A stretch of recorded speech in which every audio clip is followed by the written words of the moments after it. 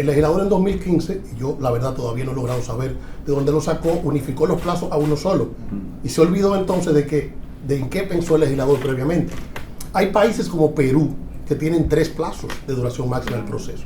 Tienen un plazo para los procesos simples, tienen un plazo para los procedimientos complejos y tienen un plazo para la criminalidad organizada. Nosotros hemos dicho en más de una ocasión que el sistema no fue pensado y el código no fue pensado para este nivel de criminalidad que estamos enfrentando hoy día. O sea, el código nunca se pensó para que en un proceso haya 64 imputados. Por eso ni siquiera los espacios físicos son suficientes para conocer este tipo de proceso. Y uno termina preguntándose, pero ¿cómo alguien a quien le están diciendo que para el Ministerio Público ni siquiera es de interés judicializar su caso, sí quiere judicializar su caso? Y eso obedece a incentivos que existen en el propio sistema que llevan a la persona a no querer acordar. No hay proceso adversarial que sea viable sin acuerdo.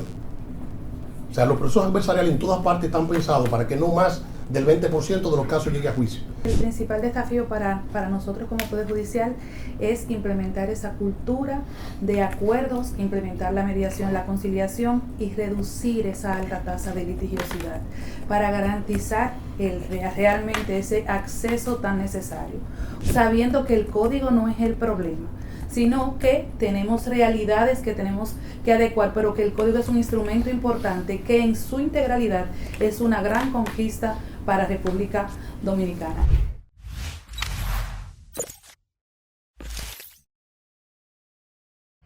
Para tener una idea de cuáles son en sentido general los problemas más sensitivos que afectan a la justicia dominicana, vamos a darle la primera oportunidad al magistrado Frank Soto para que nos ilustre y nos ilustre a ustedes. Adelante, doctor.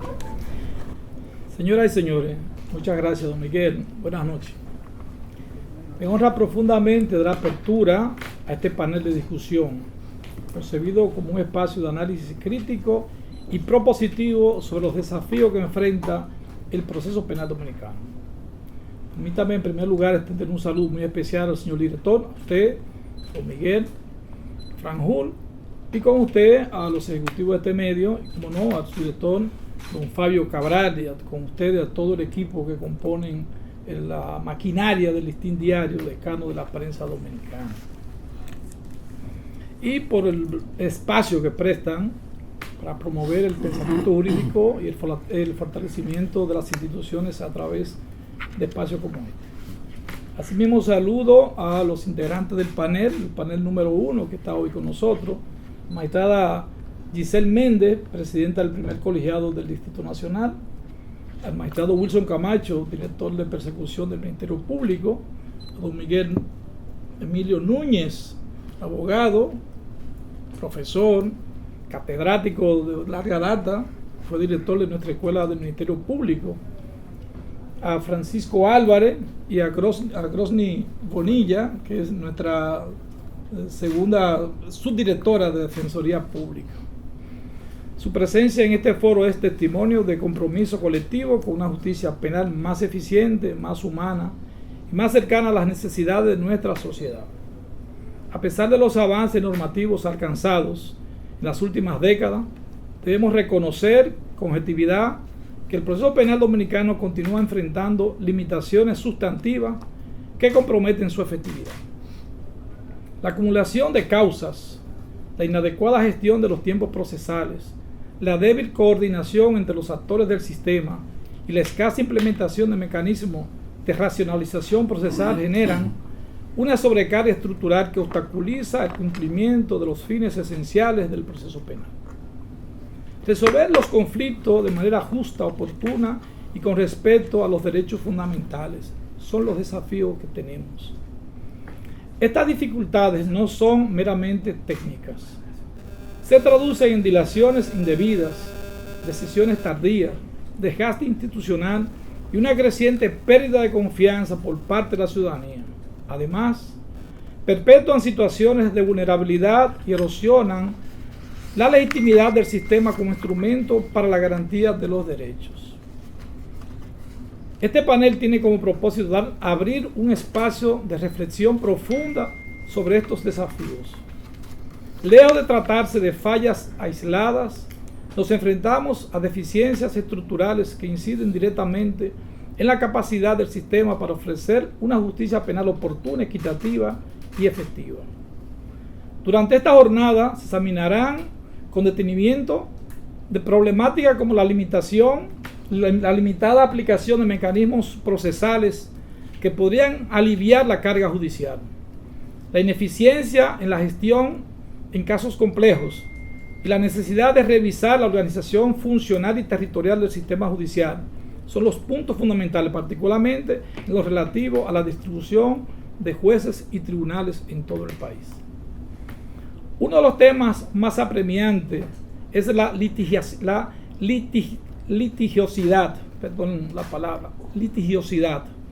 excesiva y la baja implementación de salidas alternas. A pesar de que el modelo acusatorio fue concebido para permitir una resolución de una parte significativa de los casos mediante mecanismos alternativos, en la práctica aproximadamente el 87% de los procesos penales en nuestro país llegan a juicio. Esta cifra contrasta con los sistemas más eficientes, donde solo entre el 10 y el 20% de los casos siguen esa vía. Esta realidad impone una presión excesiva sobre los tribunales y limita la capacidad operativa del sistema. Superar estos desafíos exige más que reformas normativas. Requiere un compromiso sostenido con la mejora continua, la innovación en la gestión judicial y el fortalecimiento de una cultura procesal coherente con los principios del modelo acusatorio. Requiere también una voluntad institucional firme para privilegiar la solución del conflicto por vías eficaces, diferenciadas y proporcionales. Este espacio, por tanto, no es solo una oportunidad para el diagnóstico, sino también para la construcción colectiva de soluciones. Que este panel sea el punto de partida para una conversación transformadora que nos acerque a un sistema penal más ágil, más justo y más centrado en las personas. En el marco de esta reflexión es imprescindible abordar uno de los desafíos más significativos que enfrenta nuestro sistema de justicia penal: la gestión de casos complejos. Atención, Wilson. Procesos relacionados con delitos como la corrupción administrativa, el crimen organizado, el lavado de activos, el narcotráfico o la trata de personas imponen exigencias procesales, técnicas y estructurales que, en muchos casos, superan la capacidad instalada en nuestros órganos jurisdiccionales y del Ministerio Público. Estos casos, por su naturaleza, suelen involucrar múltiples imputados, pluralidad de víctimas, grandes volúmenes de pruebas, cooperación internacional y un alto grado de sensibilidad social e institucional. Todo ello exige una coordinación rigurosa entre los actores del sistema y una estrategia procesal que permita avanzar con firmeza, sin comprometer nunca las garantías fundamentales de las partes. Desde un enfoque práctico, los procesos complejos tienden a absorber una parte considerable de la capacidad operativa de los tribunales, al requerir atención preferente y sostenida. Esto, a su vez, afecta la gestión de otros expedientes y genera cuellos de botella que impactan negativamente en la eficiencia general del sistema. A ello se suma la falta de especialización de algunos operadores, la ausencia de protocolos de litigación compleja y la limitada disponibilidad de herramientas tecnológicas o de gestión judicial. Estas carencias contribuyen a que los procesos se prolonguen en el tiempo, muchas veces sin certeza sobre su culminación. La gestión ineficaz de estos casos tiene un alto costo en términos de legitimidad institucional. La naturaleza excesiva de los procesos, la percepción de impunidad o de decisiones judiciales desconectadas de la lógica procesal deterioran la confianza ciudadana en la administración de justicia y debilitan su capacidad de respuesta frente a fenómenos delictivos que requieren firmeza, legalidad y transparencia. Superar este reto exige una mirada integral, planificación estratégica del proceso, control efectivo del plazo legal, fortalecimiento de capacidades técnicas gestión proactiva de audiencias y un uso racional de los recursos, pero también requiere voluntad política e institucional para dotar a los tribunales de los medios necesarios para enfrentar este tipo de litigio con eficiencia y transparencia. En este mismo orden de ideas, no podemos dejar de señalar las trabas estructurales de la organización judicial penal, que inciden de manera directa en la eficacia, la equidad y la coherencia del sistema. Una de las principales dificultades radica en la distribución desigual de jueces y tribunales, tanto a nivel territorial como funcional. Este contraste genera una carga de trabajo desproporcionada en algunos distritos judiciales, mientras que en otros se observa una subutilización de los recursos disponibles.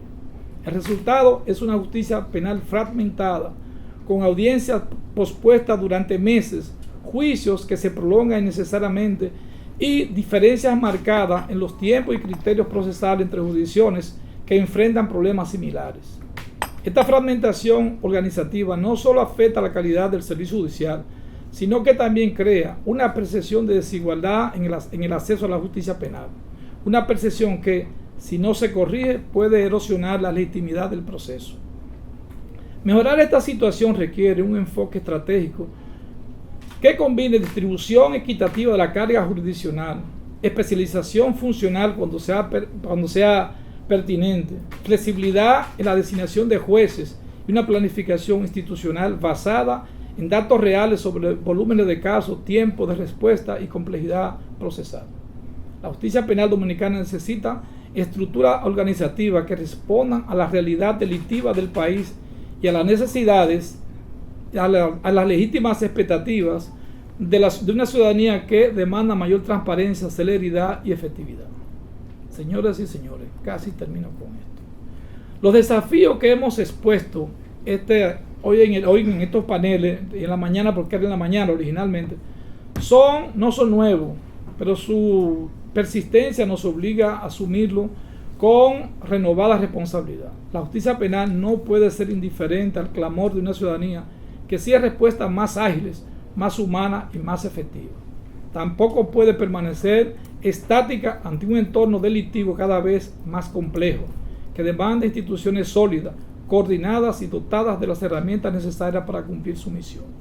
Este panel es una oportunidad para pensar juntos, para cuestionar inercia y para contribuir con respuestas que nos permitan avanzar hacia un sistema penal más justo, más eficiente y más confiable.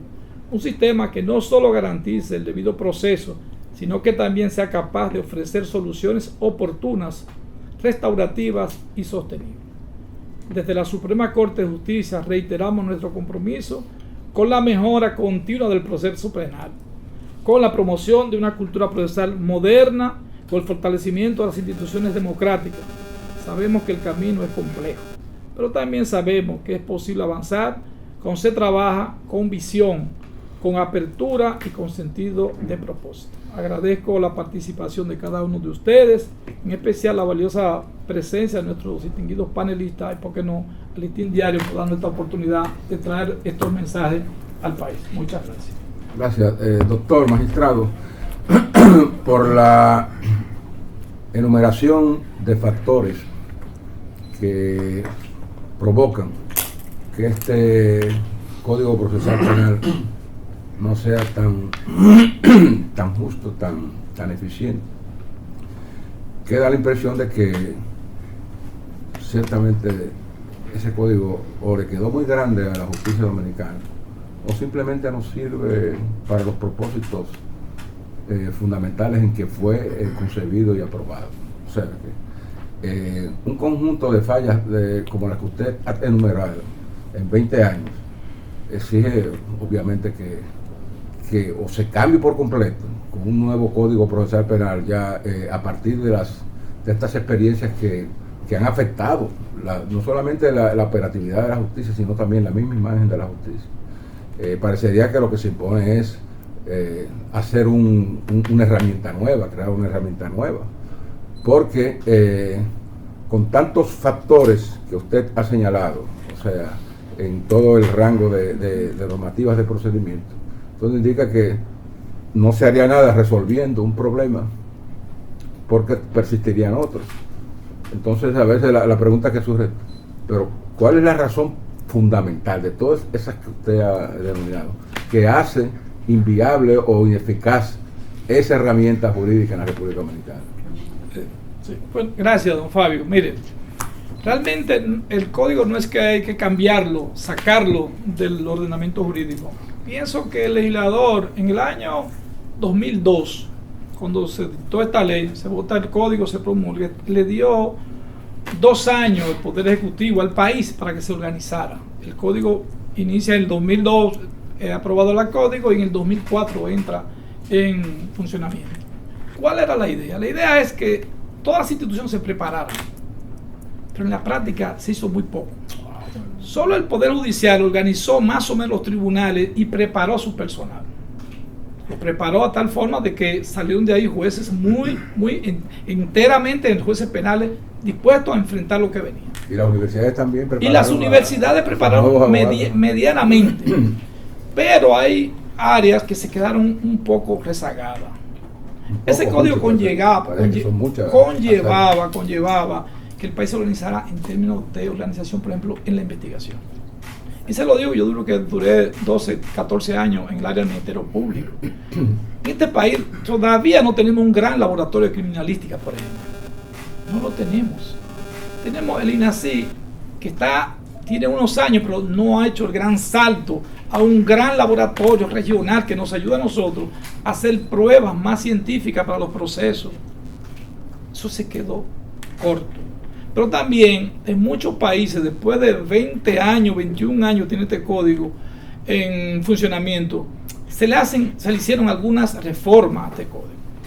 Nosotros nos quedamos con una reforma muy limitada en el 2015. Muy limitada, extendieron algunos plazos y algunas otras cosas, pero había de quedar un salto más allá. Para corregir esto que yo acabo de mencionar en nuestra palabra introductoria, por ejemplo, de que los casos no lleguen a todos los tribunales, parece que tener investigaciones muy sólidas. ¿Y qué tenemos?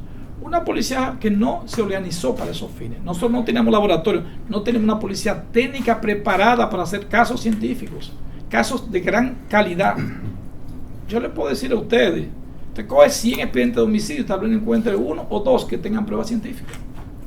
No las hay, porque no se preparó el país para esto. Por eso yo hablaba de que haya una voluntad política, porque hay que invertir en todo esto. Y en términos estructural legal también, carga laboral, yo mencioné la carga laboral, ¿tiene que ver con el código? No, tiene que ver con algunas leyes que el código encontró que no se modificaron. La ley de organización judicial y otras leyes que había que distribuir más el personal. La Suprema no puede nombrar jueces, tiene que ser no puede crear tribunales, tiene que ser el Congreso que lo crea, los tribunales. Entonces eso nos genera a nosotros un poco de dificultad al momento de equilibrar carga laboral. Tenemos tribunales que lamentablemente hacen muy poco, no porque no quieran hacer, sino porque no les llega caso a ellos. Desde que se aprobó y entró en vigencia el Código Procesal Penal, siempre escuchábamos decir a los defensores de ese código, a los académicos, a los profesores, de que era un código garantista. Y entonces todos pensamos que a partir de esa garantía las cosas iban a cambiar. O sea, las cárceles no iban a estar abarrotadas de presos preventivos y que la cultura del tránquenlo iba a quedar en el pasado. Sin embargo, eso no ha sucedido. Ahora, hablando de redistribución de carga, ¿cómo distribuimos la carga de una especie de, después de 20 años, de que el código no haya sido lo suficientemente efectivo para dejar satisfecho a la ciudadanía? ¿Entre quién la distribuimos? Entre el Congreso, la justicia, el Ministerio Público, las universidades, la sociedad. Y entonces, ¿qué debemos hacer? Yo quisiera iniciar con la reflexión de que tenemos que partir de que el Código Procesal Penal es una conquista. Y para reconocer que es una conquista, solo tenemos que recordar lo que vivíamos con el Código de Procedimiento Criminal.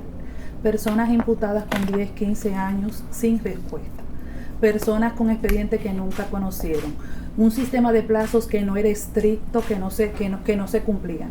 Entonces, el código lo que viene es a romper con esa cultura y a garantizar que pudiéramos gestionar efectivamente un proceso penal, pero que ese proceso penal igualmente respondiera a esos estándares mínimos, esas garantías mínimas que tiene que tener todo ciudadano que accede al escenario judicial y que está siendo cuestionado, pero también reconocer y gestionar efectivamente un proceso para que el ciudadano que requiere una respuesta y que accede porque ha sido víctima de un proceso también se le reconozcan esos derechos, se le permita participar activamente y reciba una respuesta oportuna.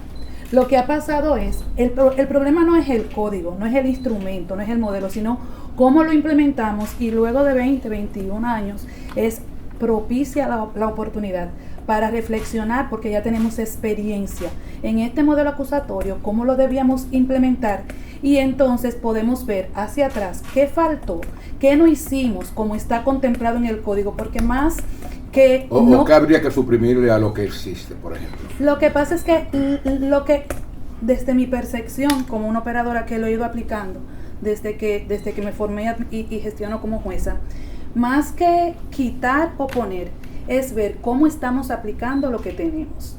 Tenemos la posibilidad de hacer acuerdos. Estamos haciendo los acuerdos. El proceso tiene un plazo máximo, pero tenemos la capacidad de gestionar los procesos en ese plazo.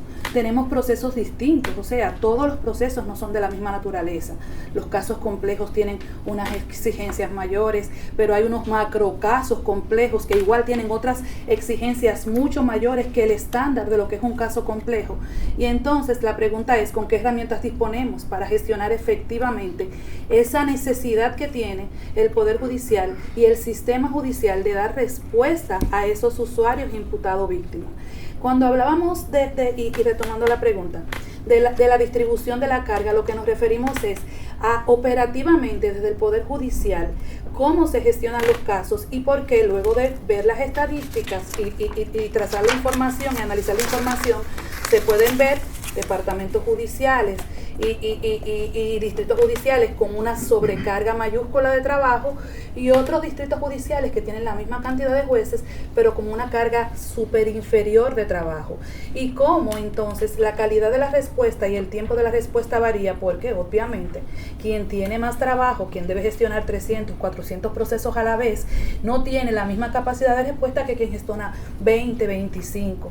Y desde el Poder Judicial hemos iniciado esfuerzos para entender cómo podemos utilizar los recursos que tenemos, porque como bien decía el magistrado Soto, el Poder Judicial no crea tribunales. Ahora, con los recursos que tenemos, ¿cómo podemos organizar los recursos? ¿Qué modificaciones normativas se requieren para que nosotros podamos disponer con mayor flexibilidad de ese recurso humano que nos permita afrontar la demanda de servicios que requiere la ciudadanía? Reconociendo igualmente que el Poder Judicial no puede dar respuesta, y ningún Poder Judicial del mundo puede dar respuesta a la totalidad de los procesos por la vía del proceso largo.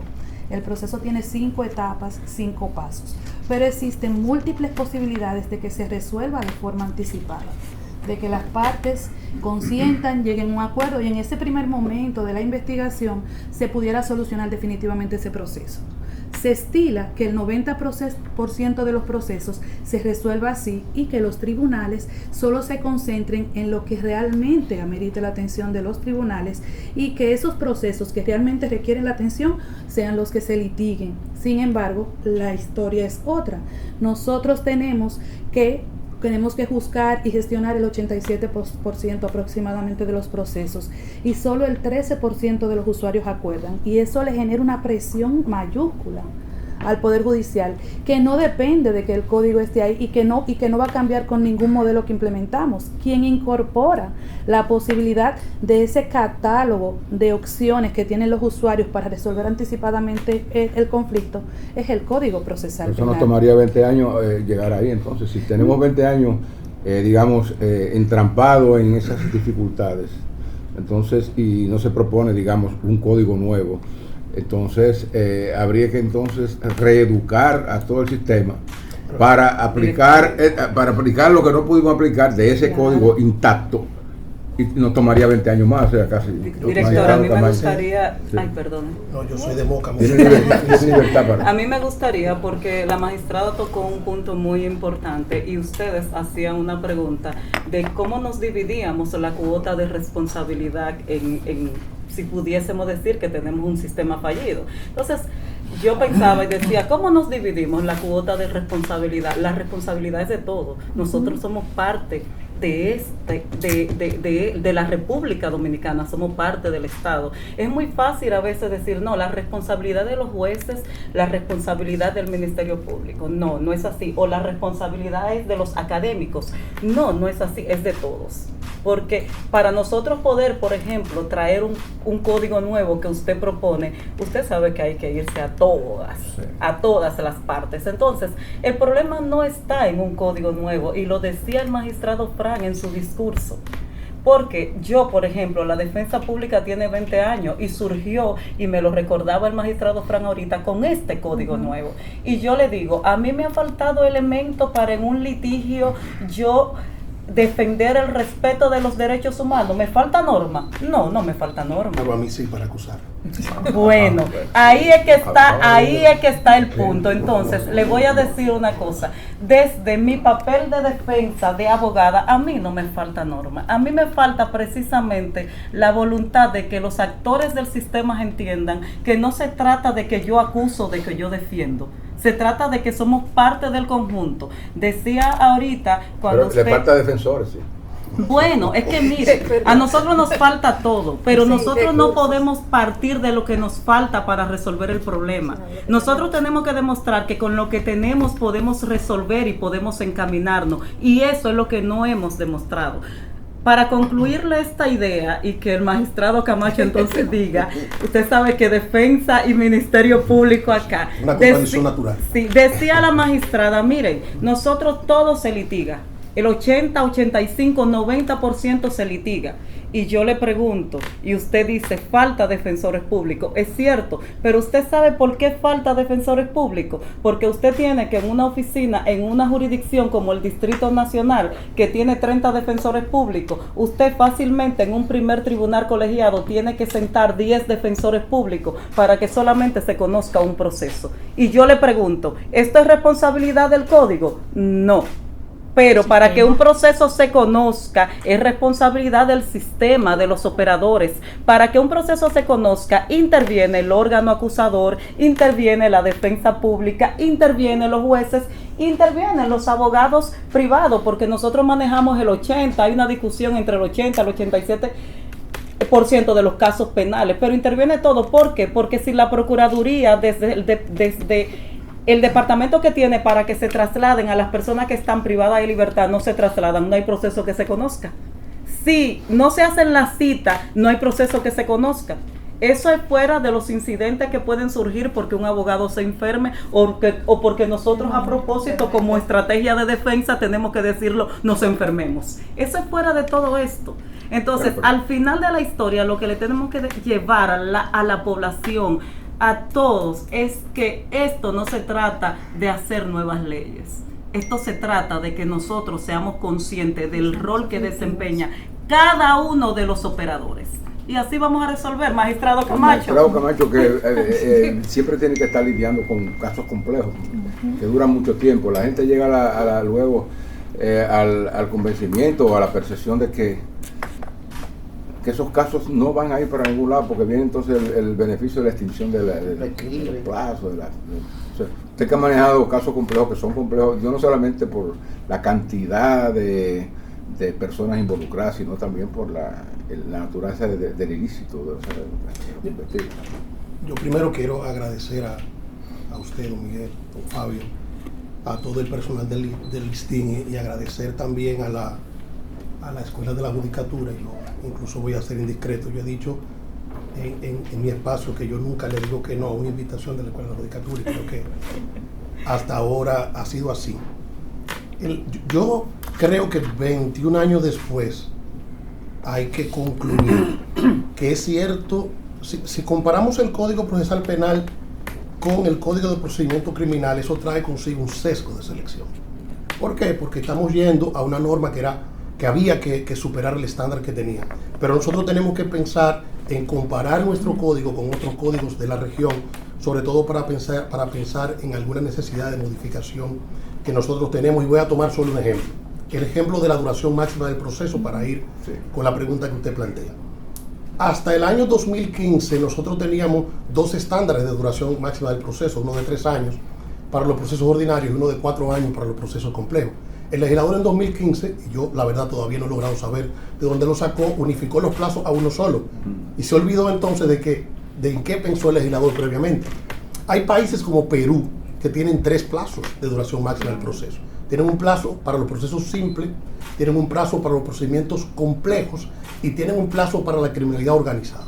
Nosotros hemos dicho en más de una ocasión que el sistema no fue pensado y el código no fue pensado para este nivel de criminalidad que estamos enfrentando hoy día. O sea, el código nunca se pensó para que en un proceso haya 64 imputados. Por eso ni siquiera los espacios físicos son suficientes para conocer este tipo de procesos. Y yo he dicho en una y otras ocasiones, porque a nosotros se nos acusa y nos dicen por qué no hacen los casos más pequeños. Y yo siempre pregunto, ¿y la dimensión de un caso es la consecuencia de la creatividad de un fiscal o es la consecuencia de la dinámica criminal que está enfrentando? Nosotros hemos tenido casos como esos que tienen más de 60 personas, nosotros hemos tenido más de 60 acuerdos, o sea, más de 60 personas que no han ido a los procesos porque hemos acordado, porque es imposible conocer un proceso, digamos, que tenga 100 imputados. Pero nosotros también hemos vivido esa experiencia de que hemos sentado a personas en nuestras oficinas y le hemos dicho, no nos interesa judicializar tu caso, no nos interesa, no eres prioridad para nosotros en este caso, lo que queremos contigo es llegar a un acuerdo. Y nos han dicho, no nos interesa acordar, nos interesa ir al proceso. Y uno termina preguntándose, pero ¿cómo alguien a quien le están diciendo que para el Ministerio Público ni siquiera es de interés judicializar su caso, sí quiere judicializar su caso? Y eso obedece a incentivos que existen en el propio sistema que llevan a la persona a no querer acordar. Yo he dicho que varias cosas, 5 ideas y con eso pretendo terminar. No hay proceso adversarial que sea viable sin acuerdo. O sea, los procesos adversariales en todas partes están pensados para que no más del 20% de los casos llegue a juicio. Y Panamá, que es uno de los últimos países en entrar en la reforma, se le recomendó que no llegara más del 15% a juicio. 2. No es posible perseguir criminalidad organizada sin acuerdos. O sea, no es posible perseguir esa gran criminalidad a la que usted hacía referencia sin hacer acuerdos. Y eso no porque se lo haya inventado el Ministerio Público de República Dominicana. Eso lo hizo Falcone en Italia en los 90 y tiene Estados Unidos 100 años haciendo. Pero tercero, y creo que este es uno de los puntos más importantes,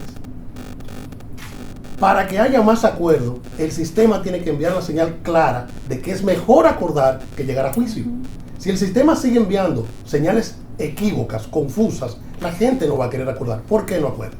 Porque es más fácil dilatar el proceso, porque es más fácil pensar en que puedo resolverlo por una extinción del proceso sin que el caso se conozca nunca, y porque en algunos casos, y aquí yo siempre termino colocando un tema que a mí poderosamente me tocó, y es un caso, y lo voy a decir con nombre, que es el caso Fodearte, que nosotros lo conocemos en primera instancia, termina con una condena, va a la corte ordena un nuevo juicio, va a un segundo juicio, termina nueva vez con una condena, va a la corte confirma esa condena, va a la Suprema Corte de Justicia, la Suprema Corte de Justicia confirma la condena, pero suspende el cumplimiento de la pena. Nosotros recurrimos en casación y el recurso declarado inadmisible. ¿Cuál es el mensaje para esa persona? Pero no es un solo día de cárcel. A propósito de eso. Entonces, ¿por qué acordar? ¿Cuántos casos?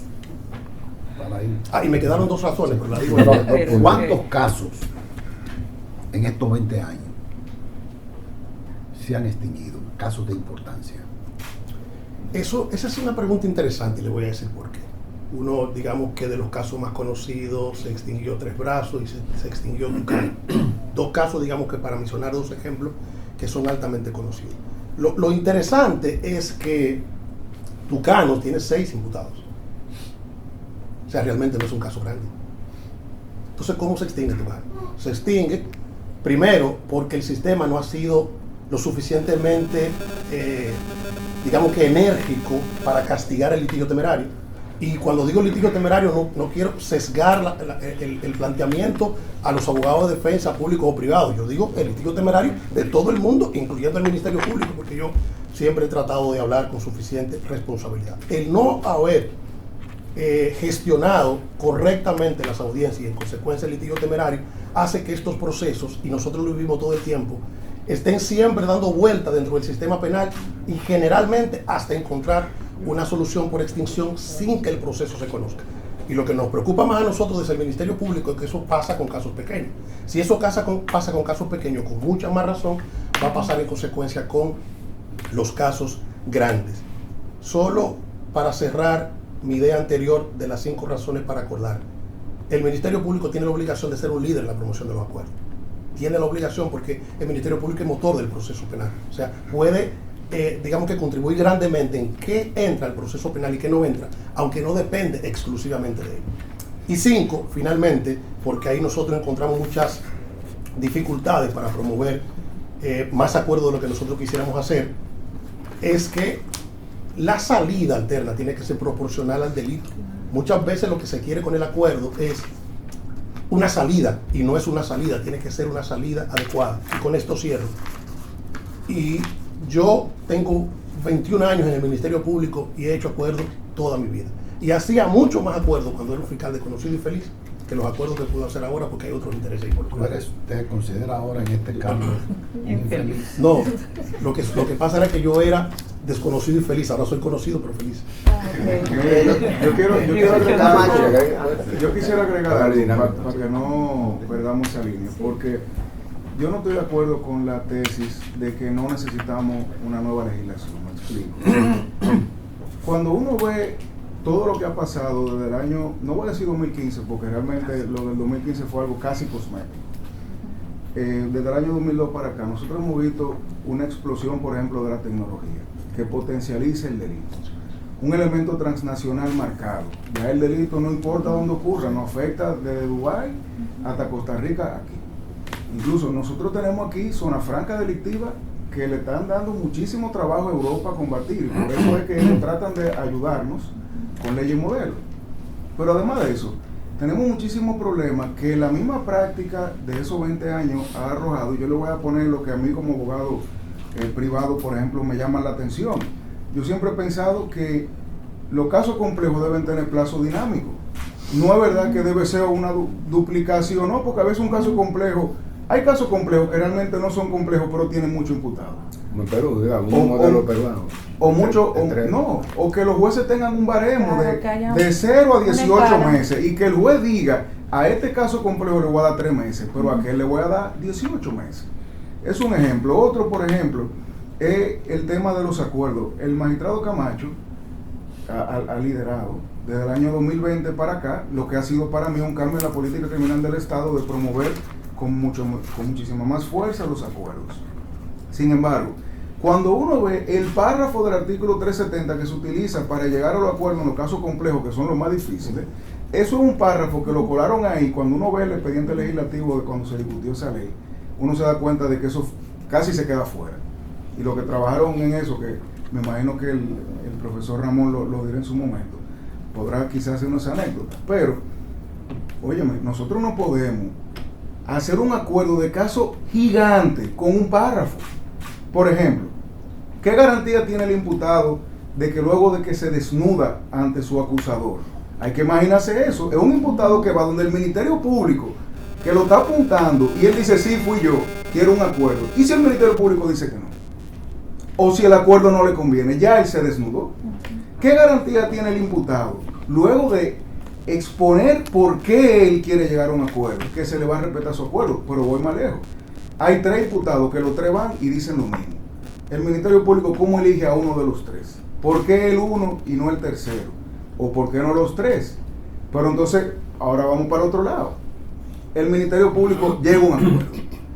¿Qué pasa si ese imputado falla en su colaboración? Porque la colaboración no es nada más decir la verdad. La colaboración es mantenerse presente y colaborar. Y los medios de corroboración. Y los medios de corroboración. El Ministerio Público legalmente tiene muy pocas herramientas. Yo digo ninguna, para no... En mi cabeza digo ninguna, digo muy poca, para no discutir con el magistrado Camacho. para luego de que ya ese trámite y ese ritual procesal se dé y que esa persona ya esté en su casa, pueda ver, hey, me engañaste, porque ya ahí van a operar una serie de garantías a favor de ese imputado que harían casi imposible su persecución. Entonces, cuando uno ve ese escenario y uno dice, tenemos 21 años de un código mal aplicado, tenemos, y ahí coincido con lo que dice el magistrado Camacho con el tema de la temeridad en el litigio, el abogado dominicano, por un tema de idiosincrasia, no en lo penal, en toda la materia, utiliza la vía judicial como una herramienta. Vamos a meterle 3 querellas, 2 demandas y una litis para transar. Señores, eso se combate con leyes que describan ese comportamiento, que no es cuando lo diga el magistrado Camacho, lo diga yo, cuando un juez lo pueda constatar y que el juez tenga herramientas, como se hizo con la ley de casación, para que el abogado que evidentemente está utilizando una vía de derecho para ejercer una presión que no es legítima, se pueda condenar también. Porque yo le voy a decir algo, aquí no hay colegio de abogados. Y nosotros en un país donde no hay colegio de abogados, entonces no hay consecuencias. La materia laboral está podrida porque no hay consecuencias. La materia penal, la materia civil, la materia inmobiliaria, comercial, todas esas materias están podridas porque los jueces tienen que bregar con 200 procesos judiciales que si tuvieran herramientas para incluso de oficio, cuando se constate una manifiesta inadmisibilidad, por ejemplo, y que se note que fue una herramienta, darle una pela a ese abogado, que ya el abogado tenga miedo de volverlo a hacer, porque yo solo digo algo, con la ley 223, la ley de casación nueva, ahora cuando un abogado va a hacer un recurso de casación, tiene que cuidarse de que no sea manifiestamente inadmisible, porque la ley te pone una sanción al abogado. Entonces, nosotros, yo pienso que debemos entender algo. Estamos en un momento de reforma necesaria. Y yo le voy a decir por qué. Número 1, tenemos un Ministerio de Justicia que va a cambiar, señores. Eso está pasando por debajo de la mesa. Y eso va a cambiar cómo se hace, cómo se estructura el derecho aquí. Al Ministerio Público le quitan el régimen penitenciario ahí. Sí, correcto. Pero además de eso, tengo entendido, uno no sabe cuál versión es que está rodando ni cuál es que se va a aprobar, pero incluso el INASIF y el DICAP en teoría pudieran pasar a manos de un Ministerio de Justicia. Pero no está. Entonces, ahora no está, pero pudieran estar mañana porque tampoco uno sabe. Entonces, el momento, la ley 1015 fue declarada inconstitucional. Oigan, la ley 1015 fue declarada inconstitucional. No todo. Bueno, pero hay que legislar.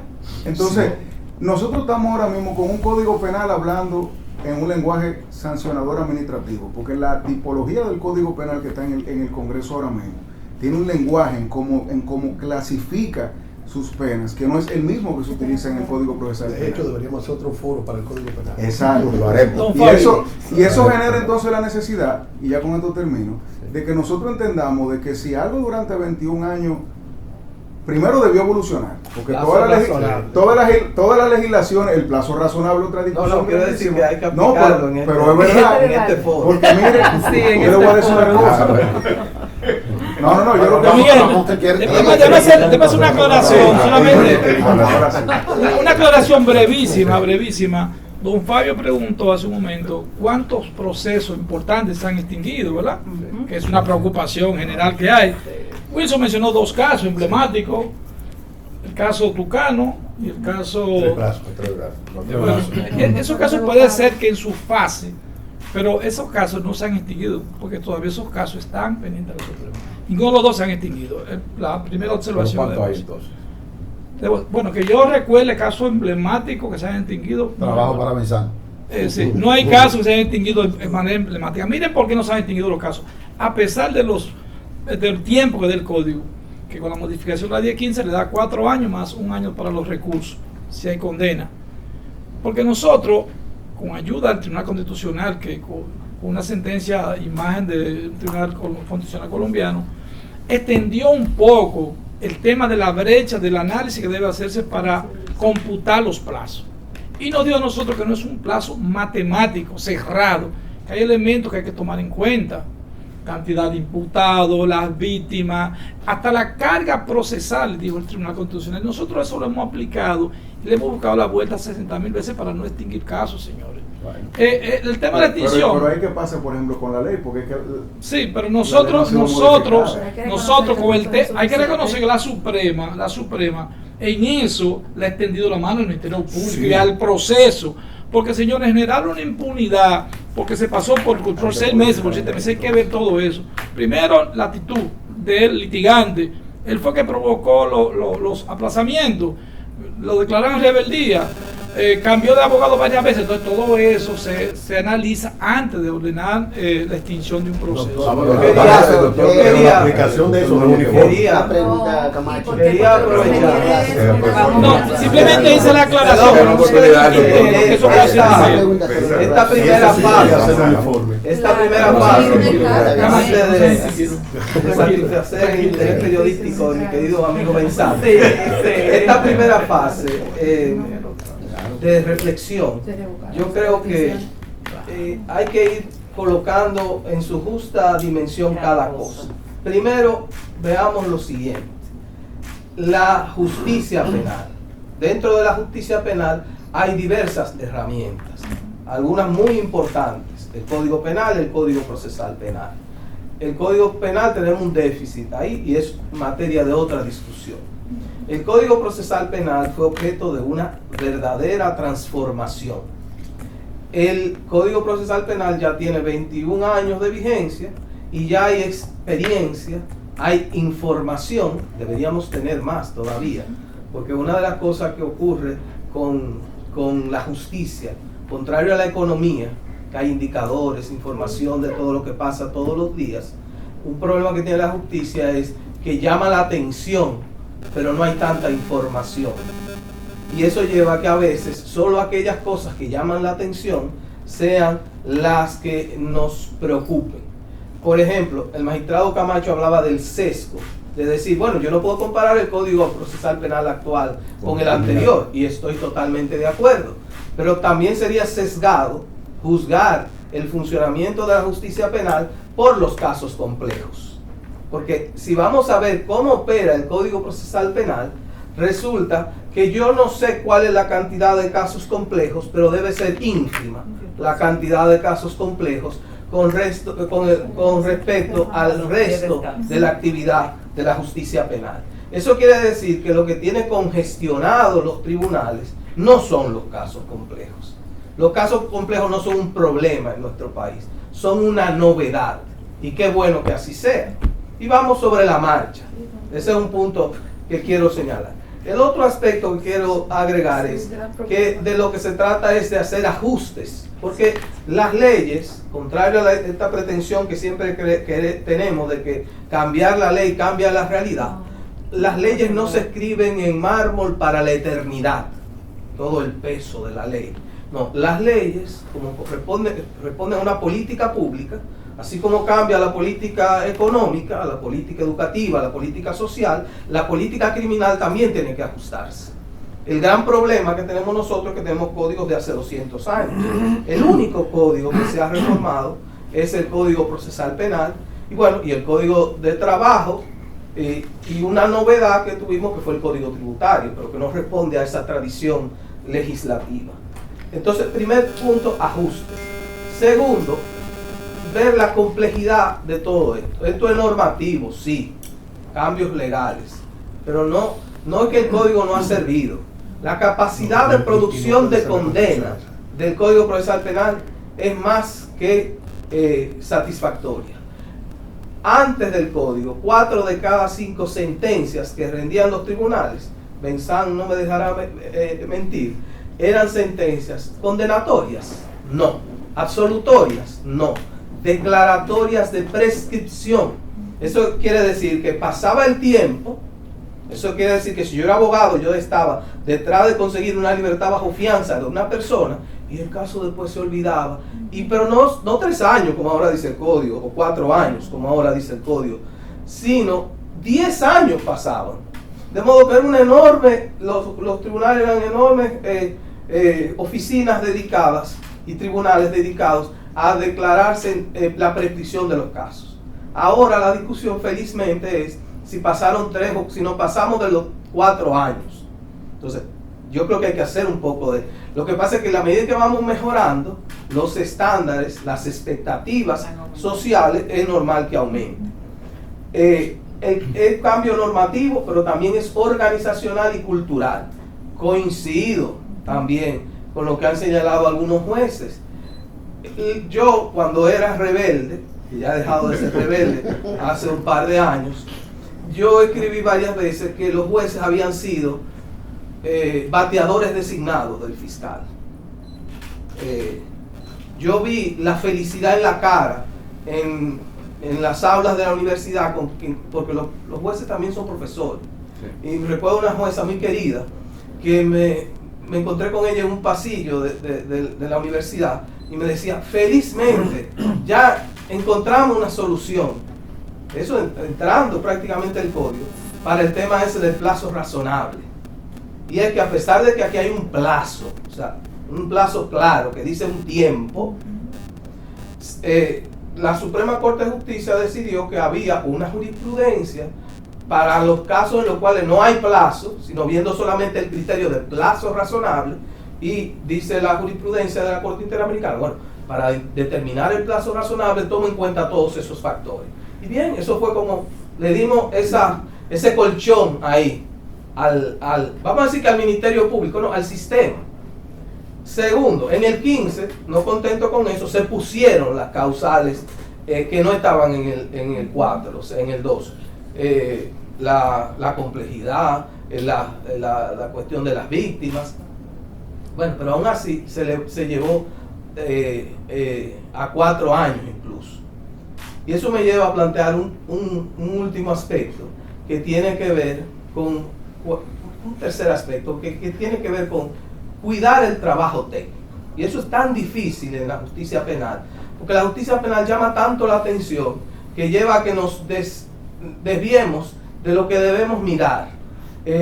Como esto, todos tenemos interés por lo que está pasando por los casos complejos, pero las herramientas de que dispone el código, por ejemplo, los jueces que no tienen flexibilidad, que no hay una organización, resulta que el Código Procesal Penal desde el año 2002, o sea, de que entró en vigencia en el 4, dice que los jueces de paz pueden actuar como jueces de la instrucción, o sea, como jueces de garantía, como jueces de medida de coerción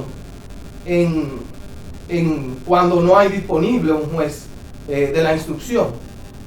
En las terrenas, cuando yo iba a las terrenas, yo sé que llegar de las terrenas a Samaná, tal vez yéndose por el Limón, como quiera, era un poco difícil y a veces peligroso podía haber sido. Resulta que hoy en día las audiencias de medida de coerción de una gente que es arrestada en las terrenas siguen transportándolo a Samaná cuando en las terrenas hay juez de paz. Entonces hay un tema ya de preguntarse sobre el funcionamiento. Y así hay preguntas que se pueden hacer cada uno de los operadores. Quiero terminar esta primera parte para hacer más o menos en equilibrio con Francisco.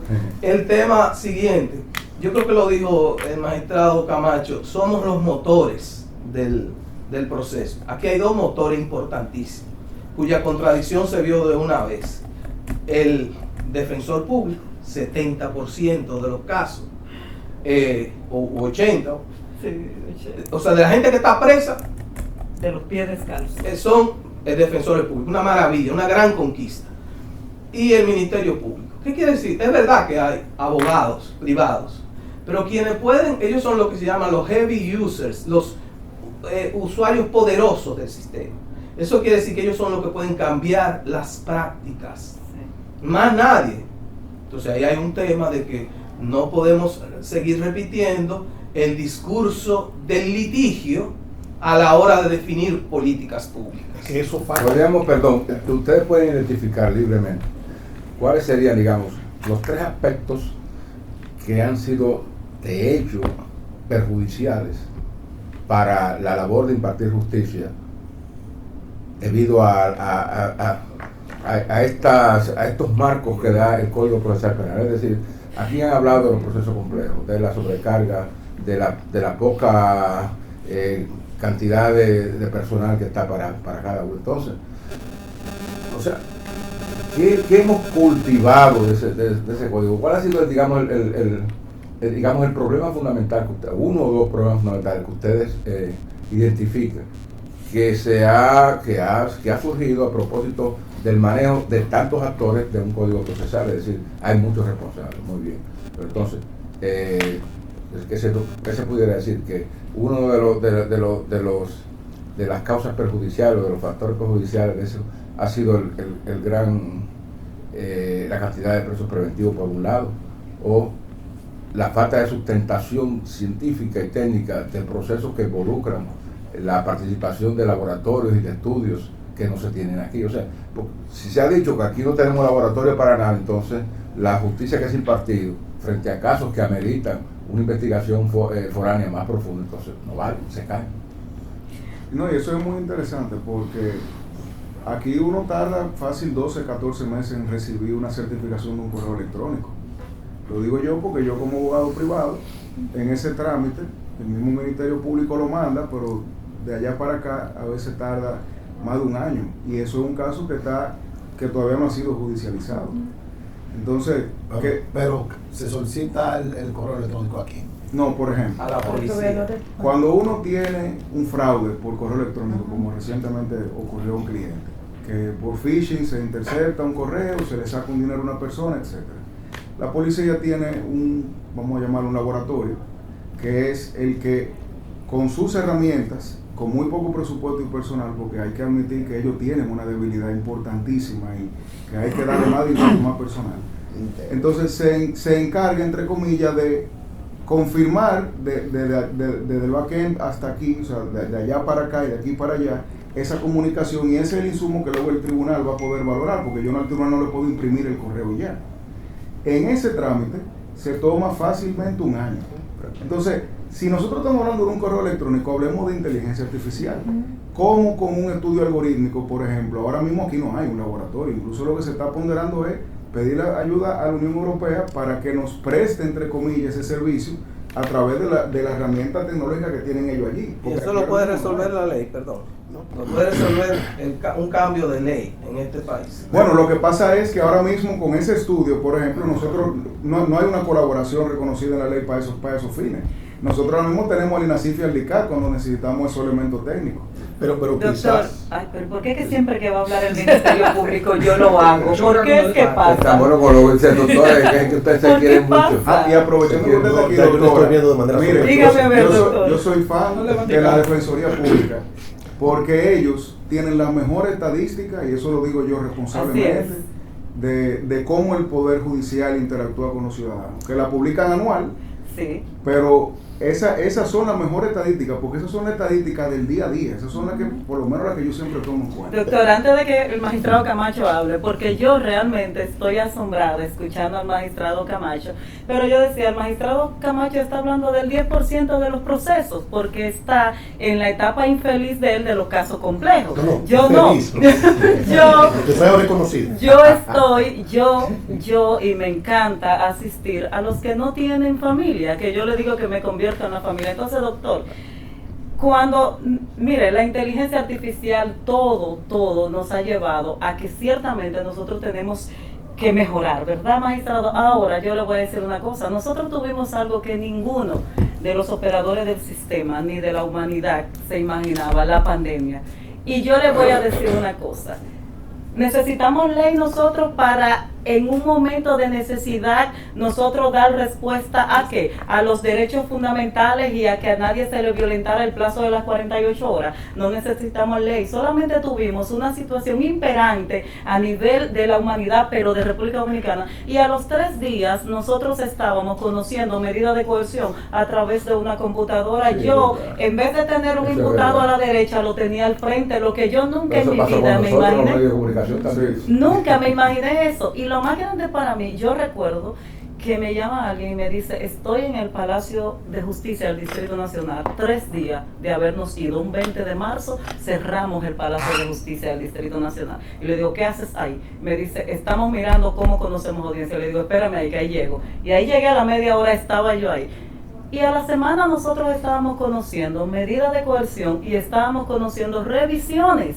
Duramos aproximadamente 3 meses conociendo así y después seguimos conociendo procesos de preliminares. Pero es un asunto de voluntad de ustedes. De voluntad, pero ahí va. Entonces la voluntad... Pero nosotros actores del sistema no tenían esa... No, pero los actores del sistema tenía que haber un ministerio público, tenía que haber un juez. Y para concluirle al magistrado Camacho, yo le voy a decir una cosa, cuando yo litigaba, que esa es mi naturaleza, me encanta litigar, yo decía, bueno, mira, los jueces realmente tienen que hacer uso, dice que hacen uso de los conocimientos científicos, de la máxima de experiencia y de la lógica, pero como no hay investigación, no hay conocimiento científico. Entonces, ¿con qué yo le daba para que los jueces me hicieran caso? La lógica. Es la lógica que muchos de nosotros, los litigantes, usamos para que un tribunal falle. ¿Por qué? Porque definitivamente, aunque mi querido magistrado Camacho no quiere entrar en eso, aquí más que cambiar normas, falta lo que decía el magistrado, falta investigación,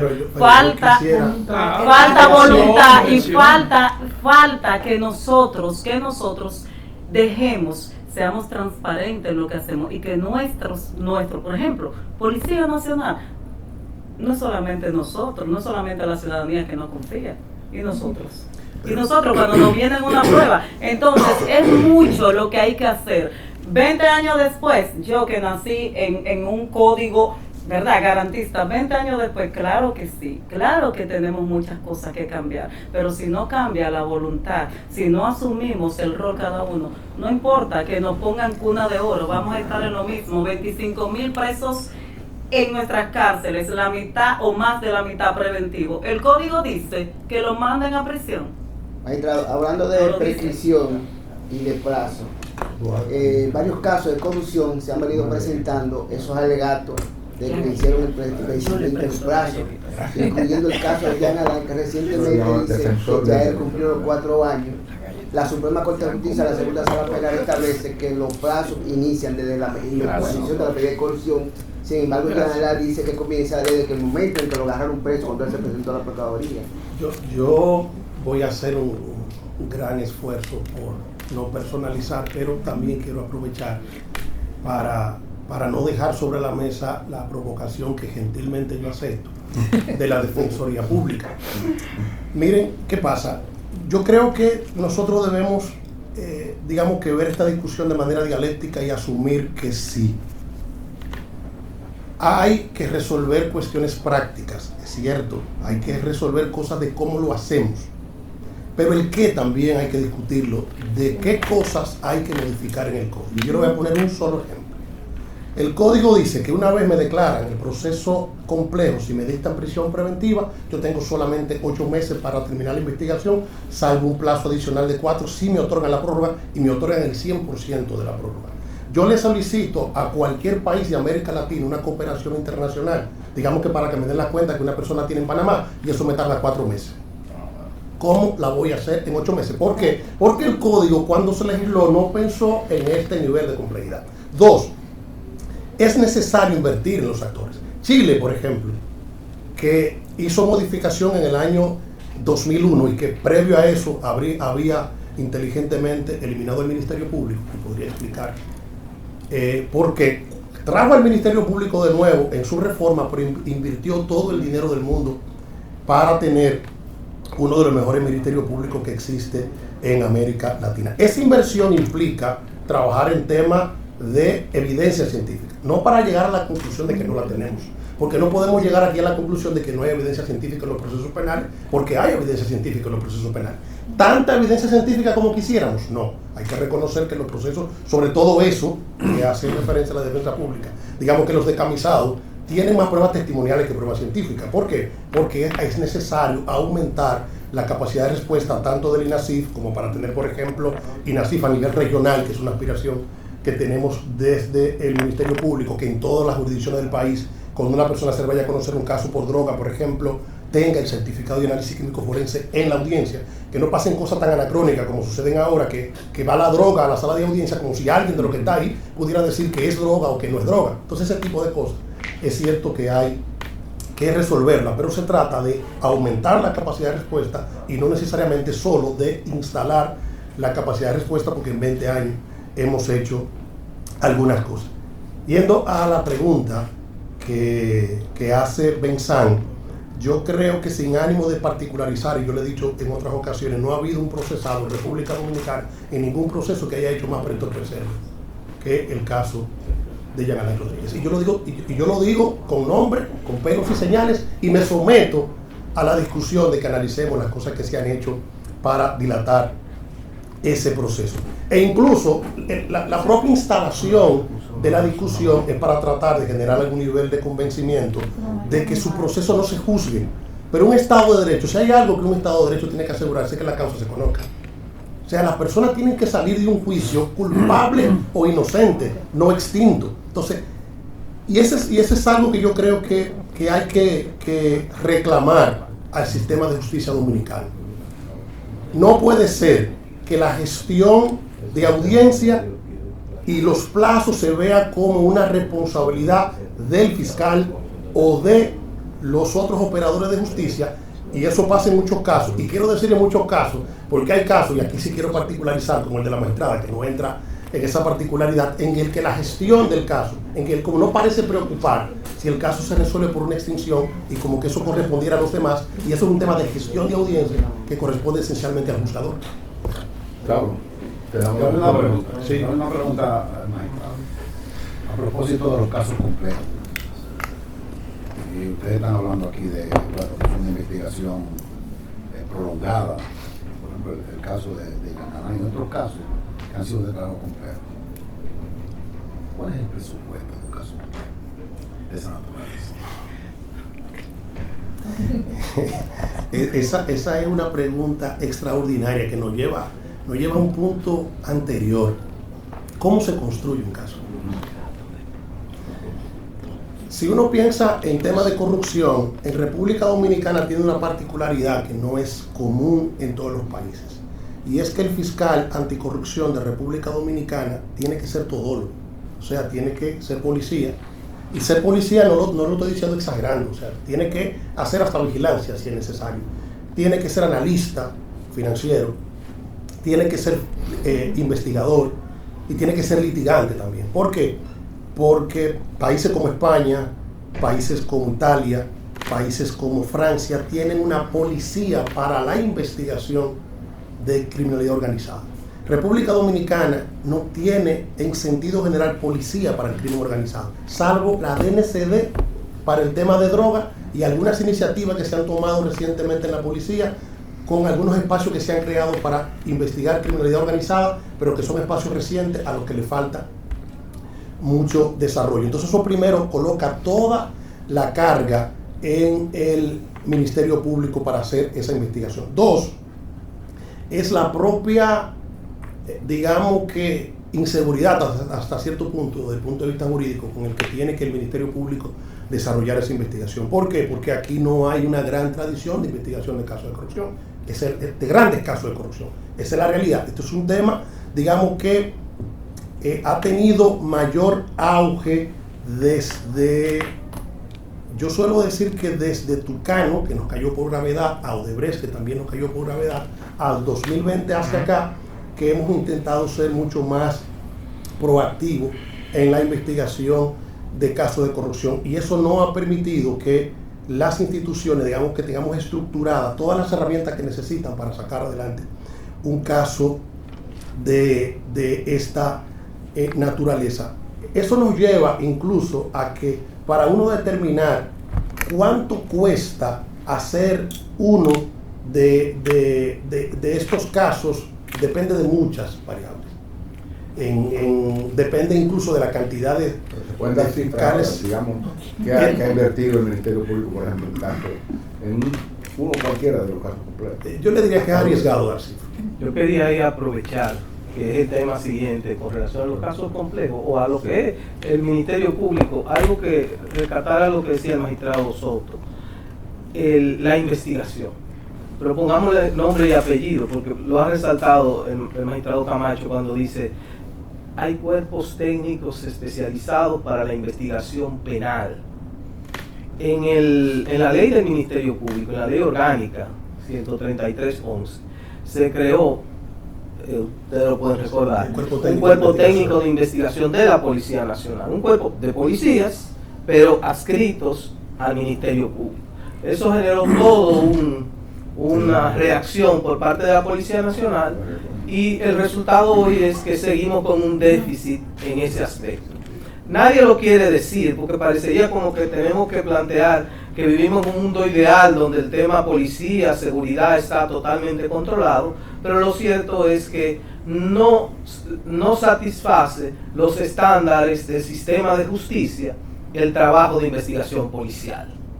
Yo he visto, en estos días vi un fiscal con un arma al cinto, y yo dije, caramba, qué problema, porque se está dando un fenómeno que se llama la policización de los fiscales. Y aquí tiene que haber fiscales que sean fiscales y policías que sean policías. Entonces, esto no es para que los fiscales jueguen a policía, porque si lo hacen es porque no hay policía, entonces. O no hay policía disponible, digámoslo de una manera. O para ciertos temas. Exacto, porque mire lo que ocurría antes en el sistema penitenciario, por ejemplo. Ocurría eso, no había disponible con ningún control por parte del Ministerio Público sobre las cárceles.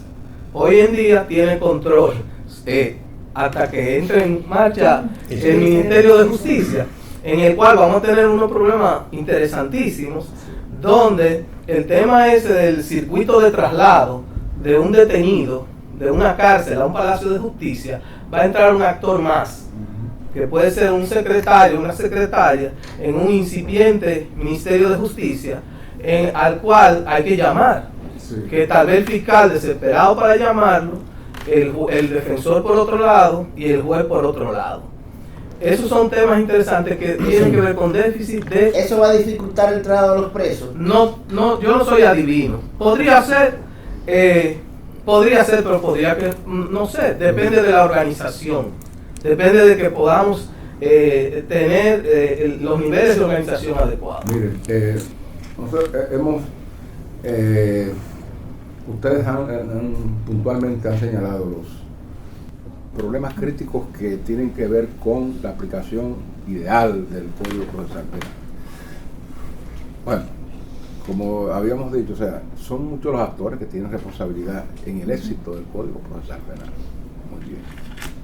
Pero por encima de eso, gravitando sobre ese ecosistema procesal penal, hay una realidad que yo quisiera que ustedes también me la examinen. Por ejemplo, hay un alto nivel de corrupción en personas e instituciones que confluyen con sus distintas responsabilidades en el ámbito judicial. Por ejemplo, se dan muchos casos de policías involucrados en tráfico de drogas, agentes de la Dirección Nacional involucrados en tráfico de drogas, en contubernio. Existen muchos casos de militares involucrados en el tráfico de personas, contrabando de mercancías. Existen responsables de otras instituciones, por ejemplo, o sea, que coliden, o sea, tienen una responsabilidad frente al morales y éticas, frente al cargo que tienen, y no lo hacen. Entonces, por donde quiera hay un elemento de corrupción. Imaginamos que todo ese conjunto de fuerzas de corrupción llegan también y aterrizan en la justicia. ¿En qué forma? En la forma de fiscales policías o fiscales que se prestan a manipular pruebas, o fiscales que entran francamente en contubernio con un poderoso o con un político. Y puede darse el caso de que también sea que alcance a jueces, pero siempre se ha denunciado la venalidad de los jueces y a otras autoridades más. Por eso es que cuando asumió el nuevo gobierno y postuló la idea de una justicia independiente, un ministerio público independiente, que hemos visto ya la cantidad de casos que se han manejado. O sea, yo me pregunto, todas estas cosas gravitando sobre el ecosistema judicial, cuando llegue el Ministerio de Justicia, ¿mejorará, digo, los aspectos positivos o se van a complicar y vamos a seguir entonces en lo mismo, ¿no? O sea, estoy como mirando un poco para el futuro. Yo quiero retomar ahí mismo sobre lo que yo planteaba para que no, un poco aclarar. Pienso que el hecho de la creación del Ministerio de Justicia encargado entonces del sistema penitenciario y de otros aspectos que no conocemos, bueno, de ser la voz del gobierno en el tema de justicia, porque es un ministro, sí, digamos, tiene que reflejar cuál es la política del gobierno respecto del funcionamiento, respecto de todos estos temas. Pero como manifestación concreta, quitarle las cárceles al Ministerio Público es una decisión buena porque permite que los fiscales se concentren simplemente en la investigación y persecución de los casos. Ahora, ¿qué ocurre con eso? Puede ocurrir como le ocurría al Ministerio Público cuando no contaba con el Instituto Nacional de Ciencias Forenses, que esas actividades forenses estaban todas concentradas o dispersas entre la Policía Nacional y Salud Pública, fundamentalmente. Y entonces ahí las relaciones eran, digamos que había una dilación, lo cual se ha mejorado los tiempos con un instituto de ciencias forenses. Ahora lo que hay que construir es esa relación entre el naciente, cuando sea finalmente creado, Ministerio de Justicia y el Ministerio Público. Y eso es un tema que es posible perfectamente. ¿Ustedes están de acuerdo con el Ministerio de Justicia? Que yo creo que ya están tirándole varias cositas. ¿Ustedes están de acuerdo con que se sea un Ministerio de Justicia? Bueno, yo sí. Digo ustedes, todos. Jueguese la profesión. Sí, ¿cómo es por ahí mismo? Yo pienso que es una decisión de política pública y que si siempre, porque ¿qué es lo que pasa? La historia muestra que ha habido Ministerio de Justicia que ha convivido con el Procurador General de la República. Pero la última vez que se unió fue en 1962, si no me equivoco, y a partir de ahí hemos tenido en la figura del Procurador además la figura del Ministro de Justicia. De modo que el Procurador o Procuradora General de la República participa, por ejemplo, a nivel internacional en la red de ministros de justicia, por ejemplo, de Iberoamérica, y también cuando se reúne la Asociación de Ministerio Público, está el Procurador. Eso ocurre en varios países, y ese es un modelo que es el modelo norteamericano, de alguna manera. Yo le preguntaba porque si con el modelo que tenemos, el Código Procesal Penal ha dado tantas señales de incumplimiento, de infeliz aplicación, o sea, que se resolvería eso con un ministerio. Si vamos a decir que estamos, ¿cómo se llama? Unificando ministerios, aquí vamos en el sentido contrario. Estamos separando y vamos a tener que construir un aprendizaje institucional, lo cual lleva tiempo. Eso no quiere decir que va a ser nada malo, porque no somos adivinos. Esperamos, no, yo no sé si va a ser. O sea, no es inherentemente malo o bueno, pero se agrega un actor nuevo a un sistema que está convulsionando. O sea, exacto. Depende de la experiencia de la persona que ponga como ministro o ministra de Justicia, depende del conocimiento de ese. Bueno, la que pondría ahí tiene que ser una gente del gobierno. Debería ser del gobierno, pero vivimos en un país donde también hay otra grande, una creencia falsa de que la justicia no es una responsabilidad política. O sea, es una responsabilidad política. Pero quizá el Ministerio de Justicia. Una justicia sin política es una justicia falsa. Hoy tenemos. Pero aquí se ha dicho que la justicia es un rehén del poder político. Nosotros hemos tenido enormes avances en la persecución del delito, de los delitos complejos. ¿Es la justicia un rehén del poder político? La justicia es un rehén. No. La justicia es un poder, el poder judicial es un poder del Estado. Lo que pasa es que es el poder. Yo voy a ser un poco exagerado aquí, pero siempre se ha dicho pan y circo. Toda la economía, los recursos que se invierten, ¿usted sabe dónde se invierta? En toda la otra área que no es la justicia. ¿Quién paga los platos rotos?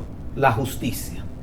Entonces, Eso es parte, ustedes lo conocen bien como comunicadores porque nunca ha desaparecido de los periódicos. Benzán tiene su trabajo asegurado.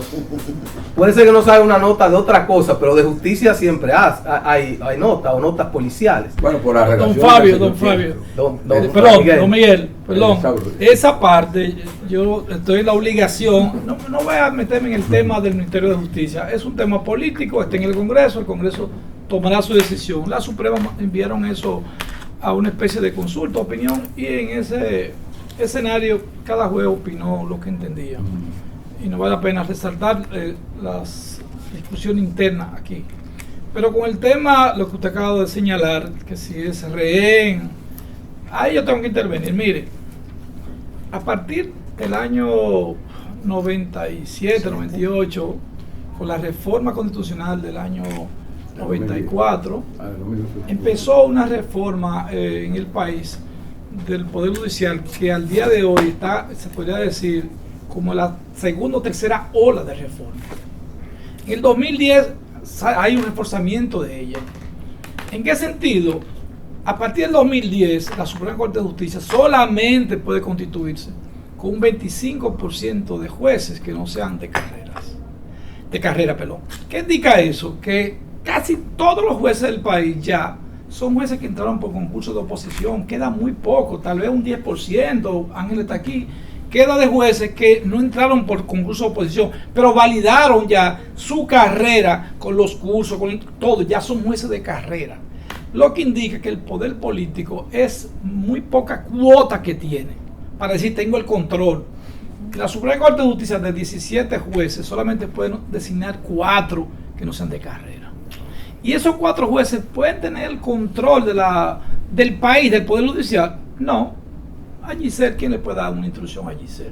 No, Giselle es una juez independiente, entró por carrera o concurso de oposición, no le debe su posición más que al talento de ella y a la formación que le dieron sus padres. Lo que indica que nosotros no tenemos aquí en el país posibilidad de que el poder político sea el patrón o que la justicia sea el rehén de nadie. Pues está bien. Tenemos realmente...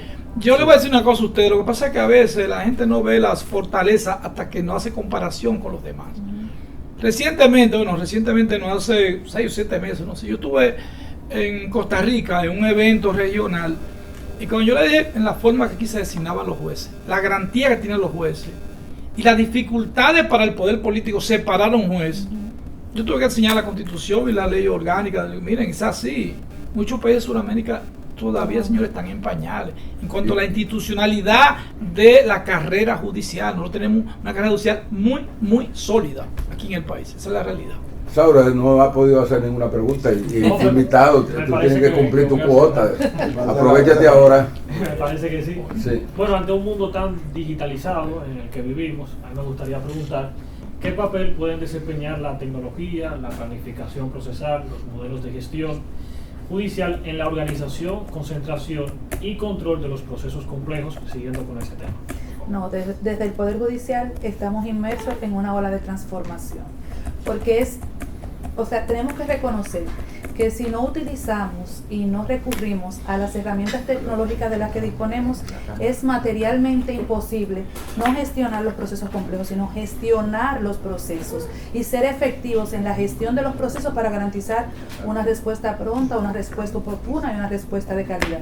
Necesitamos manejar la información y tenemos que dejar atrás, y es el proceso en el que nos encontramos, los expedientes en papel, en unos archiveros donde para encontrarlo había que durar semanas, y retomar todas esas herramientas que nos permiten manejar efectivamente la información.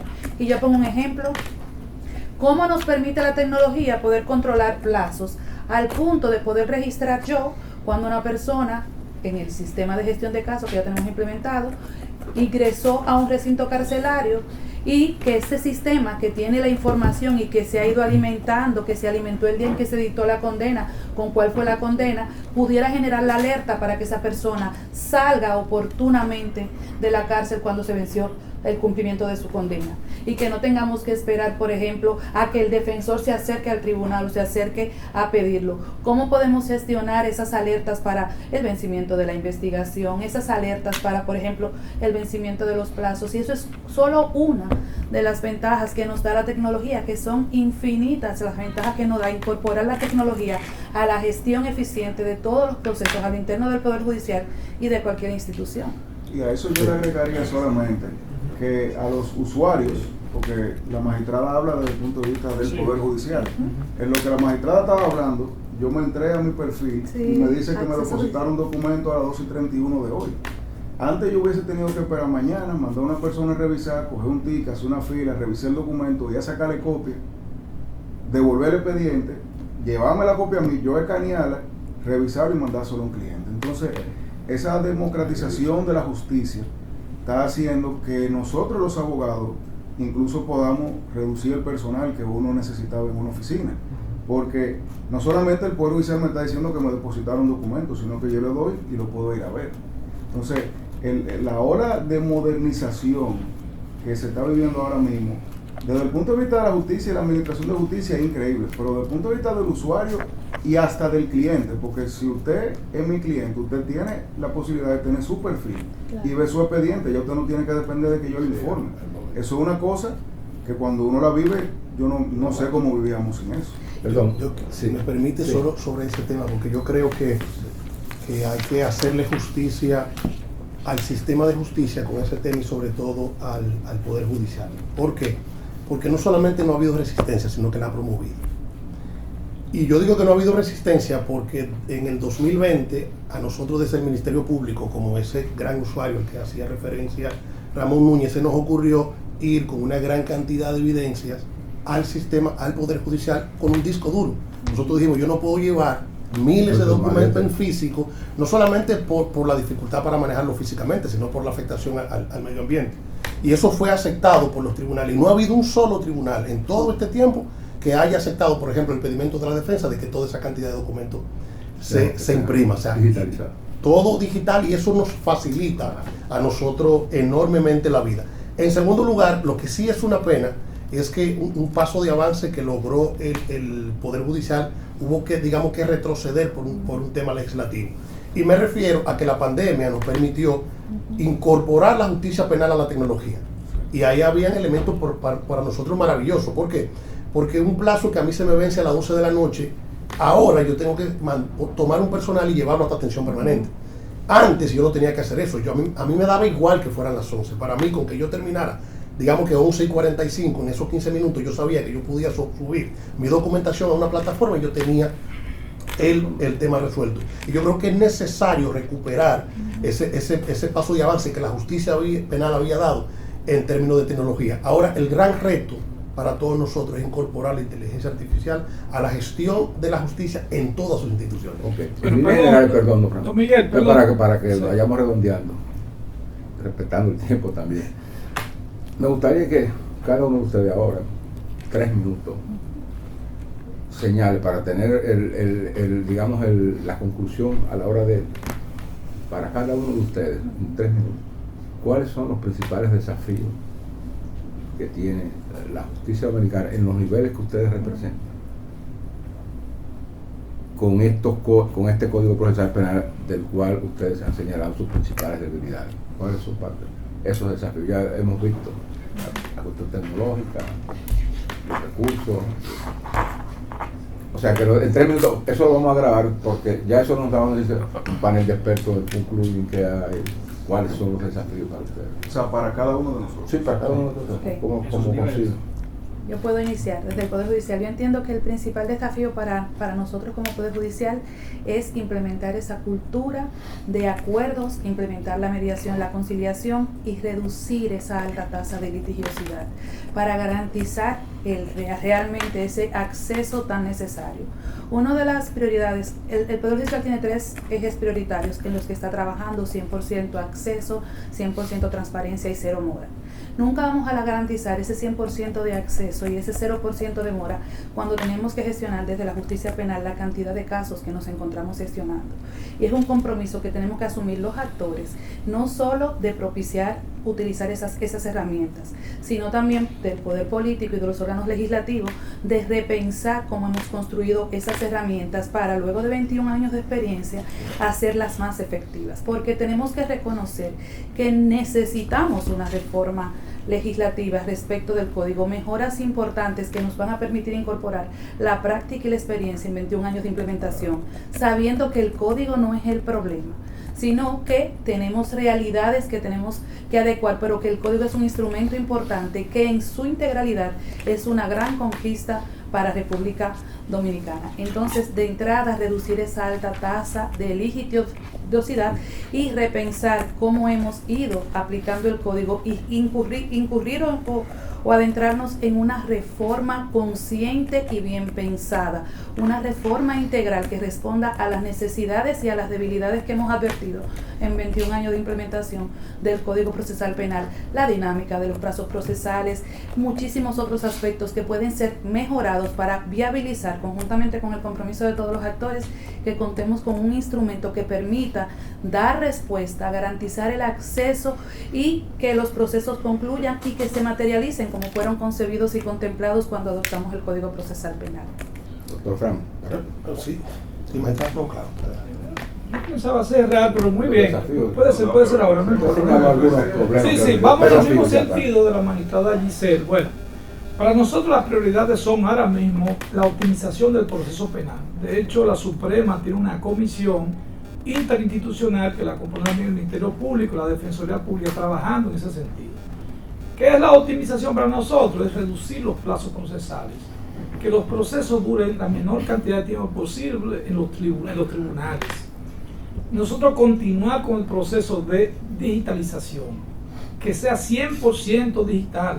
Actualmente la Suprema Corte de Justicia, nosotros como Corte de Casación tenemos 100% digital.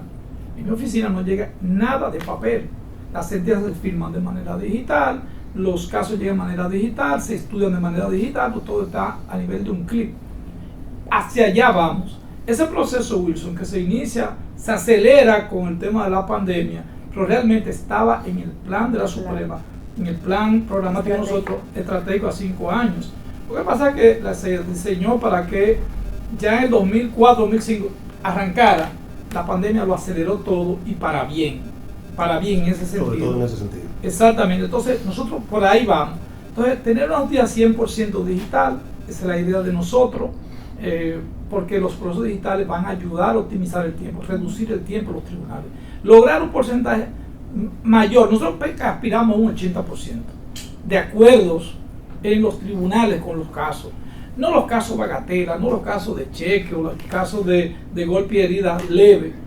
Todos los casos. Ahí estoy con Wilson y es realmente una meta hasta de la magistrada Jenny Berenice, que luego lo trató de implementar y logró grandes resultados en el distrito. Nosotros aspiramos a eso. Ella forma parte de esta comisión y estamos trabajando con la Defensoría Pública. De hecho, nosotros tenemos semanalmente, cada quincenalmente, este miércoles tenemos una reunión con ese comité que se reúne cada 3 semanas, cada 4 semanas, para ver cómo vamos avanzando. Sí, por ahí es que va el tema. Por favor. Yo quisiera 3 ideas fundamentales, y en 2 de ellas, aunque lo planteé quizá con algunas diferencias, coincido con la magistrada Giselle y con el planteado François. Primero, Ramón me acusa mucho a mí de que yo siempre le acuerdo a él cosas que él dice, que a veces se le olvidan. Entonces Ramón decía mucho al principio del código que nosotros, los actores del sistema de justicia, habíamos cada uno aprendido a tocar nuestros instrumentos, pero no habíamos aprendido a hacer un merengue. Entonces es necesario que los actores del sistema de justicia aprendamos a hacer una melodía. Yo he dicho, no puede ser que no hayan 2, 3 temas en el que sin afectar el rol de cada quien, no nos podamos poner de acuerdo. O sea, nos podemos poner de acuerdo en que los procesos se conocen en un tiempo razonable. Eso no dice cómo termina el proceso, pero al menos aseguramos que se conozcan en un tiempo razonable. Nos podemos poner de acuerdo en fomentar una política de acuerdo, valga la redundancia. Entonces hay cosas en las que nos podemos poner de acuerdo. Entonces eso necesita una sinergia interinstitucional. 2, coincido plenamente con la necesidad de fomentar los acuerdos en todos los niveles, ya sea casos pequeños, casos medianos o casos grandes. Esa es una política que hemos asumido desde el Ministerio Público, pero no es algo que pueda resolver el Ministerio Público solo, ni es algo que pueda resolver el Ministerio Público con el juez, porque necesitamos que las otras partes también entren en esta dinámica. Y yo he dicho en algunas ocasiones que una de las trabas para hacer acuerdos, y me perdonan los amigos del ejercicio privado, es que muchas veces el abogado dominicano no ha aprendido a cobrar acuerdos. Entonces, la capacidad de negociar de un abogado privado no se paga correctamente en República Dominicana, y eso hace muchas veces que el abogado prefiere el litigio a acordar el caso. Entonces hay que generar un cambio de cultura. Y como yo suelo ser siempre franco, y no pretendo dejarlo de ser en esta mesa, creo que un tercer elemento es que desde el Ministerio Público sigamos fortaleciendo la investigación penal. ¿Por qué? Porque a mejor investigación, más acuerdo. Y eso es una realidad. O sea, si la investigación es débil, nosotros no podemos pretender que el defensor va a querer acordar, porque si le entiende que puede sacar el caso por otra vía, entonces va a procurar esas vías. Entonces nosotros tenemos que asegurar seguir en este proceso de fortalecimiento de las investigaciones, y de seguro con eso vamos a contribuir a tener un mejor proceso penal. Y luego terminamos con el... Perfecto. Básicamente yo pienso que las reformas no se tienen aisladas, ni se generan en el Congreso. El Congreso de la República Dominicana es un ritual que viene luego ya de un consenso que se genera con elementos académicos, políticos, de políticas públicas, que no es lo mismo que político. Y nosotros estamos viviendo ahora mismo una época donde como vemos la justicia penal convulsionar, no en los casos grandes, que son los que más se ven, sino en el día a día, es evidente de que nosotros tenemos como sociedad que tomar toda esa información que de diferentes panoramas y litorales se ha generado, para entender cómo podemos generar una reforma penal para el porvenir. Y yo le tomo una idea a algo que decía el profesor Ramón. En todos los países, que son países, las leyes se van actualizando sobre la marcha. No hay que esperar 15, 20, 30 años para hacer un cambio radical. La ley es un cuerpo vivo que reacciona según la sociedad va evolucionando. Y el problema de nosotros es que nosotros tenemos un Congreso inoperante en ese sentido. El Congreso no es un grupo de estudiosos y académicos que van viendo la necesidad de la sociedad para implementarla sobre las leyes que están vivas. No. Se llevan proyectos que a veces son muchos. Ahora mismo hay como 5 códigos penales en el Congreso, porque algunos lo hacen porque realmente quieren tener el elemento de estelar, otros porque quieren ser parte de la comisión que se va a generar después. Pero al final no tenemos un Congreso en ese sentido que se mantenga actualizando la norma. Y nosotros como sociedad, nosotros como actores de la justicia, y ustedes que son los que están haciendo un trabajo que se vieron llamados a asumirlo porque la sociedad sí lo requiere, nosotros tenemos que generar esa discusión para que lo que se vaya a aprobar allá no sea lo que la clase política crea que queremos, sino lo que realmente el sistema necesita. Así es.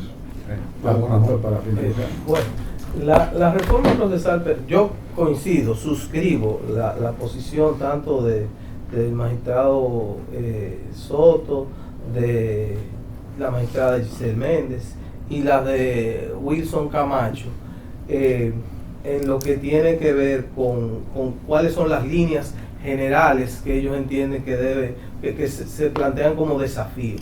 Yo asumo un discurso que ya ha construido ese equipo que se ha formado entre Poder Judicial, Ministerio Público, Defensa Pública, que como decía son los operadores potentes del sistema.